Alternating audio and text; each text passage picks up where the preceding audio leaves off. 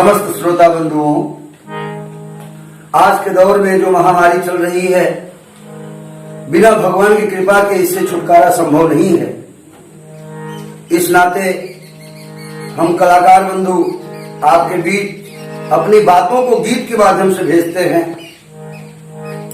कि आपके यहाँ तक हमारा मैसेज पहुंचे। अगर भगवान की कृपा चाहते हैं तो हर कार्य के साथ साथ उनके नाम का, उनके गुणगान का ध्यान रखते रहिए और एक ही चीज कहिए, हरि नाम नहीं तो हरि नाम नहीं तो हरि नाम नहीं तो अमृत है हरि नाम जगत में।